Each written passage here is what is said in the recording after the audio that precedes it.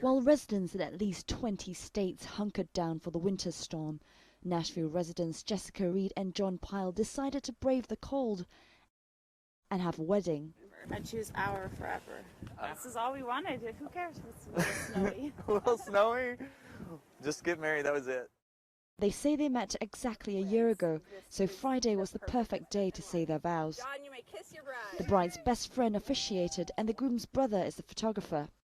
The severe weather is expected to affect more than 85 million people and start winding down on Saturday afternoon.